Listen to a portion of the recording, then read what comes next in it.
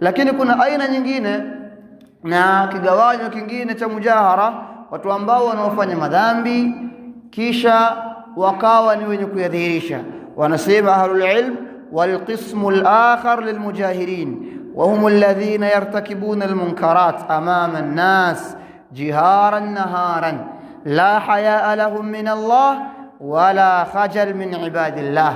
Kigawanyo kingine cha watu wenye kufanya mujahara ni wale ambao wanaofanya madhambi mbalimbali amama an-nas, mbele ya watu, jiharan naharan, mchana wazi wazi pasina kujificha. Hawana haya Allah subhanahu wa ta'ala, wala hawaogopi waja wa Allah subhanahu wa ta'ala.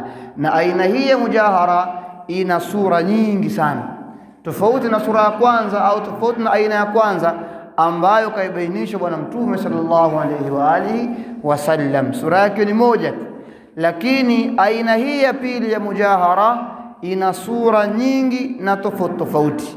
Miongoni mwazo, na ndiyo sura iliyokuwa kubwa kabisa kuliko zote, idhaharu shirki billah, ni kudhihirisha kumshirikisha Allah subhanahu wa ta'ala, wa i'lanul kufur, na kuitangaza kufuru waziwazi.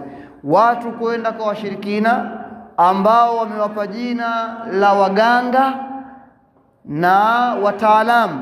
Watu hawa washirikina, makohani, kitendo cha kutoka Waislamu wakaenda mchana kweupe wakiwa ni wenye kuonekana katika zile ambazo wameziita kuwa ni ofisi zao, kwamba watu hawa makohani na washirikina ambao wanaitwa waganga wamekuwa mpaka na ofisi zao, kwamba ana ofisi mtaa fulani, namba fulani katika nyumba, au nyumba namba fulani. Akatambulika hivyo katika jamii yake kwamba ana ofisi, inafunguliwa muda fulani, inafungwa muda fulani. Kuwepo na watu kama hawa na kutoka Waislamu wakaenda katika ofisi hizi kwa lengo la kwenda kupata huduma ya kishirikina, jambo hili ni katika sura za mujahara, tena sura iliyokuwa kubwa zaidi kuliko zote, kwani shirki ndiyo dhambi ambayo iliyokuwa kubwa kuliko zote na iliyokuwa mbaya na madhara makubwa kuliko dhambi zote. Kadhalika kutangaza ukafiri ni katika sura za mujahara.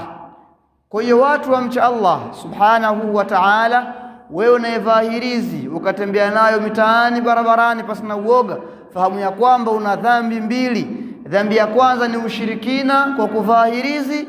Dhambi ya pili ni kule kudhihirisha dhambi yako wewe ya kishirikina kwa watu unaoishi nao, kwamba oneni, nimevaa hirizi, siogopi chochote.